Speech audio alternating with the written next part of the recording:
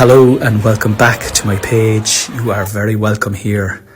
Castlebar to Navan and Navan down to Killavullen. That was my journey after doing my gig in Westport the night before. Yeah, I had a few pints after the gig. That was a bad idea. Now I only had 3 pints, but that's still a lot of pints when you have, to be up early the next morning. Get yourself going, get yourself showered, put on your red jersey and head out on a 3.5 hour journey across the land to go and watch your beloved Cork. This video is sponsored by Cronin's Cider. Cronin's Cider. Lads, so many people have been sending me messages and pictures of them drinking Cronin's Cider, and it's filling my heart. It means that people are watching my videos, and I appreciate that. I stopped here, right? This is actually a feasting ground for kings and queens back in the olden days. I was like, that's cool. Let's go up and have a look at that. Then I got back into the car and I kissed my badge because I love Cork.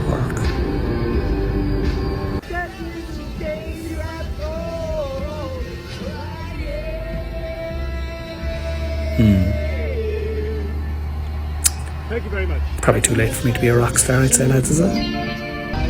I don't know. I'll say it again. I've said it before and I'm going to continue to say it. Ireland is beautiful. Look at this. This was just my drive. And I landed into Navan about 2.5 hours before I got a little holy medal there, and then I got this fella at the door with pennies to tie it onto me. But 2 hours anyway before the game, and I walked around Navan. It was gorgeous. Park Talton. What can I say about Park Talton? I've been to a lot of GA grounds. I love the traditional GA grounds, and this is top tier traditional GA. Look at these old seats. Just beautiful. The sky is foreboding and grey and ominous, and I was wondering, is that going to be my day? I was invited to do a little interview with the Sunday Game. That's me beside Graham Geraghty, all-star, this fella. Come on now, lads, get back. Just beautiful. Everything about this was beautiful, to be honest. I was in a kind of a cloud of joy. Again, I'm just there by myself, sauntering around, soaking it up. I met lots of people. And, yeah. Anyway, here's the game. This guy here caused so much panic in the Cork full back line. Number 14 and number 13 also had a great game. But the battle was in the skies yesterday. It was up in the skies, and Meath came out like men possessed.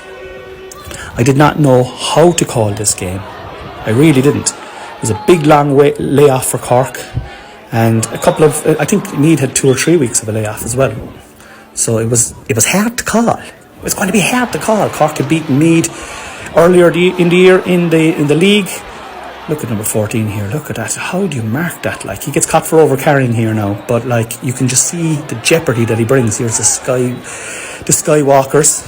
Oh my God. The hitting, the belting, and there wasn't a dirt. Now, I will say this, there was not a dirty dig in this game, but it was one of the most physical matches I've seen in quite a long time.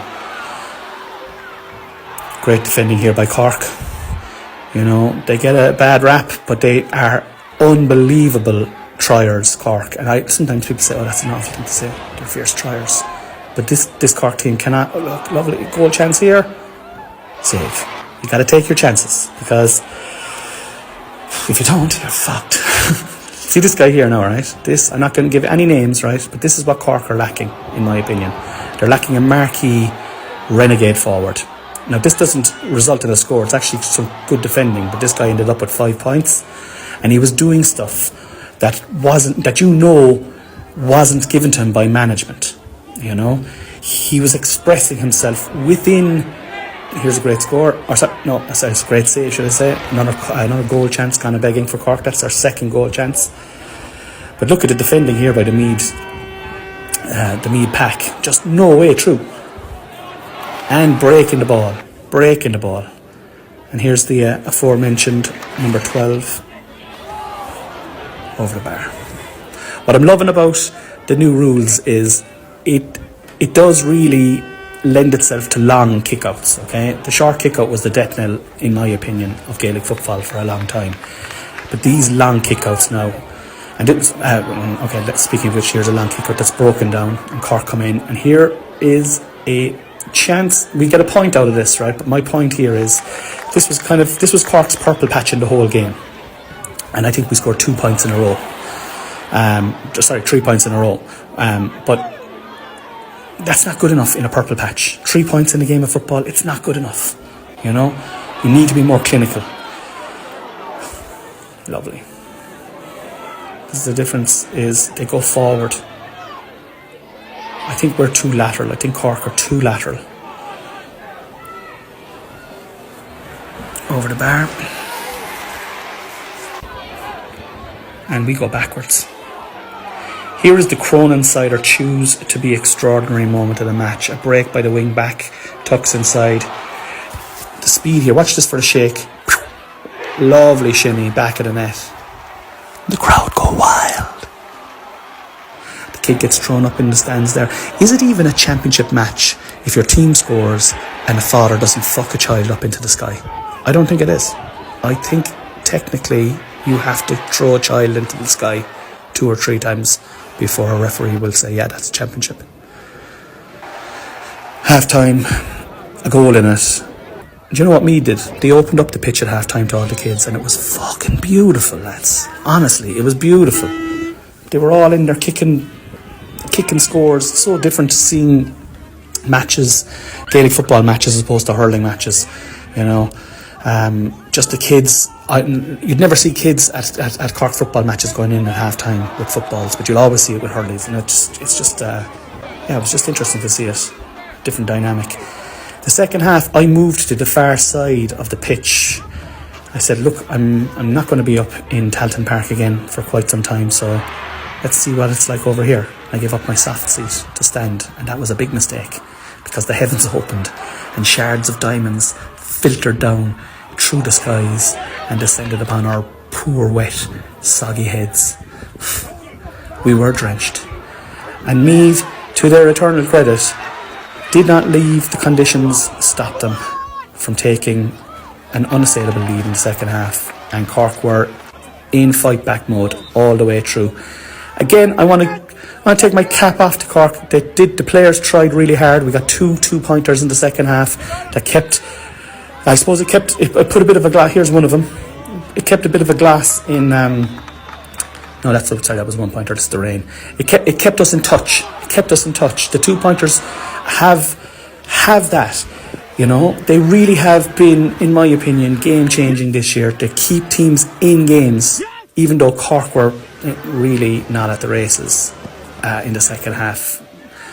Look at the conditions. It was so wet. It was so fucking wet. The Meath crowd, though, they were excellent.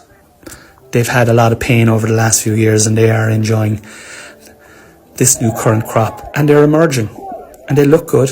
And if they keep, and look, their manager now has serious pedigree. He's won 3 All-Ireland club titles, and this is his first season with Meath. I think Meath are a coming team. I think they're a coming team. I don't know, is this their year? Maybe. A good year for Meath this year, I think. An unbelievable year is if they made a semi-final. And they might. Who knows? Can you imagine if Meath met Louth again? That would be epic. That would be epic. Anyway, this game petered out, and sad to say, I stayed to the bitter end to watch it all. I just thought, you know, a goal will bring us back.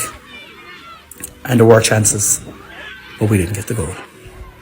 And the game was over, and fair play to Meath. I wish them well. I hope they beat Kerry, and I hope they get to the semi-final. See you next week, lads. Thanks to Cronin's for shutting this me in the Sunday game. Look, hey, come to my show. Bye.